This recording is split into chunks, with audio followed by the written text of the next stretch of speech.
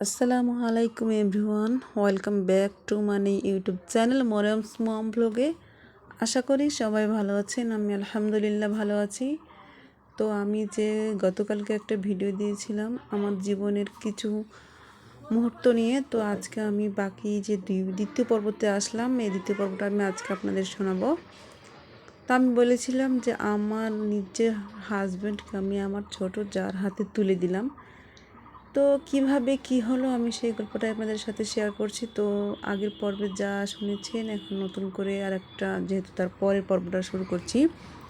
তো আস্তে আস্তে আমার জীবন থেকে আমার স্বামীর ভালোবাসা, আসলে আমার জীবন থেকে না, আমার স্বামীর জীবন থেকে আমার জন্য জায়গাটা হারিয়ে গিয়েছে। আমি এতটুকু বুঝতে পেরেছি হালকাভাবে যে হয়তোবা তার জীবন থেকে আমার জন্য কিছু জায়গা নেই তার বুকে। কিন্তু তারপরেও একটু আশায় ছিলাম যে হয়তোবা সে আমার জন্য পুরো জায়গাটা না রাখলেও হয়তোবা সে অভিমানে রাগ করে আমার জন্য হয়তোবা কিছুটা জায়গা রেখেছে। সেই জন্যই আমি তার অপেক্ষায় ছিলাম। এভাবে আমার দিন কেটে চলেছে। আমি অপেক্ষার প্রহর গুনছি যে হয়তোবা সে আসবে, না হয় হয়তোবা কাউকে পাঠাবে, তার পরিবারের লোককে পাঠাবে, যে কাউকে পাঠাবে আমি তার সাথে যাব, কারণ আমি তো ওকে ভালোবাসি। তার সাথে আমার এত বছরের সংসার, প্রায় 12-13 বছরের সংসার। তারপরেও আমি এজন্য আশায় ছিলাম যে আমি আজকে যে তার জীবন থেকে সরে যাব, সেটা আমি কখনো ভাবিনি। আর এই ভাবনাটা আমার জীবনে না আসায় বড় ভুল হয়েছিল।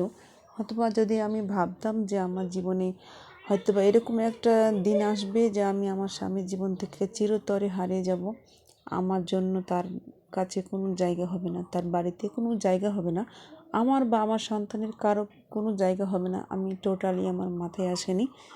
তো আমি এজন্য আশায় ছিলাম। ভাবতে ভাবতে আমার দিন যাচ্ছে, এদিকে আমি পরিশ্রম করছি আর করছি, আর আমার সন্তানদের মানুষ করছি, আমার সন্তানদের পড়ালেখা শেখাচ্ছি। সেখানে তার বাবার কোনো প্রকার মূল্য নেই, কারণ সে জানে না তার সন্তানদের কীভাবে 5 টাকা দিতে হয়। সে কোনো দিন এত খরচ করি, এত কষ্ট করি আমি আমার স্বামীর খরচ চালাই, কিন্তু অথচ সে কোনো দিনও আমাকে, বা আমি আমার কথায় বাদই দিলাম, আমার যে 2টা সন্তান আছে তার যে পড়ালেখার খরচ, তার যে খাবার খরচ আছে, তার যে পোশাক আশাক আছে, সেটারও কোনো দিন সে খবর নেয়নি যে আমি কিভাবে তার সন্তান দুটাকে মানুষ করছি। সে এই চিন্তাটাও কোনো দিনও করেনি। যদি চিন্তা করতো অবশ্যই আমাকে নিতে আসতো এবং আমার সন্তানদের জন্য কিছু না হলেও কিছু খরচ পাঠাতো, কিন্তু না, সেটা ভাবেনি। কারণ যে তার মনে অন্য চিন্তা, সেটা আসলে আমি বুঝতে পারিনি যে আমার জন্য এরকম হবে, আমার কপালে, আমার ভবিষ্যতে আমার এমন একটা দিনের মুখোমুখি হতে হবে যে আমি আমি আমার জীবনটা একটা যে কষ্টের দিন সেটা আমি পাবো। যখনই আমি শুনেছিলাম যে এরকম একটা ঘটনা, তখন আমার মাথায় আকাশ ভেঙে পড়েছিল। সেই জন্য আমি অনেক টেনশনে ছিলাম। তারপরে ওর কী করব, ধরে রাখার চেষ্টা করেছি, নিজেকে সামলে নিয়েছি।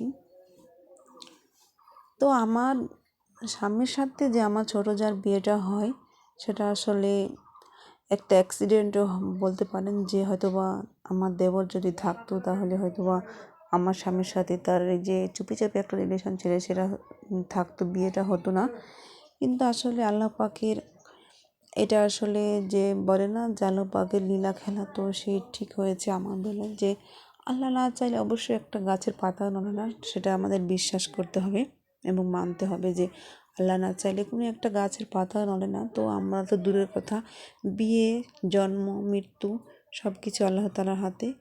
তো হয়তো বা আমার ভাগে এটাই ছিল।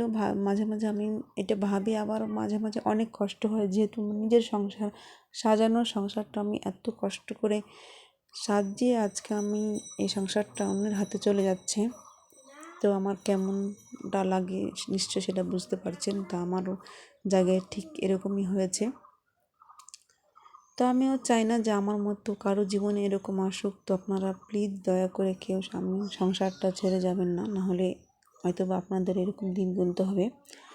তো আমি আজকে আপনাদের কাছে যে দ্বিতীয় পর্বটা শোনালাম, কারণ এত লম্বা কাহিনী বলতে বলতে পুরো দিন শেষ হয়ে যাবে, মাস শেষ হয়ে যাবে, কারণ একদিন দুদিনের ব্যাপার না, 8টা বছরের গল্প আমি আপনাদের সাথে শেয়ার করব। তো আজকে এতটুকুই শেয়ার করলাম যে আমার জীবনটা ঠিক কীভাবে কাটিয়েছি, কীভাবে আমি দিনটা পার করেছি আমার সন্তানদের নিয়ে, আমি সেভাবেই সেটা একটু আপনাদের সাথে শেয়ার করলাম। তো আপনারা সবাই ভালো থাকবেন, সুস্থ থাকবেন, আমার জন্য দোয়া করবেন। আর আমি যে পরে বাকি যে কাহিনী আছে আমি সেটা আরেকটা পর্বে বলবো, কারণ যেহেতু ভিডিওটা অনেক বড় হয়ে যাচ্ছে আর আপনারা অনেকে দর্শক আছেন যারা বড় ভিডিও দেখতে পছন্দ করেন না, তারা অবশ্যই ছোটো ছোটো ভিডিওটি দেখবেন এবং আমাকে আপনাদের মতামত কমেন্ট বক্সে জানাবেন। ধন্যবাদ।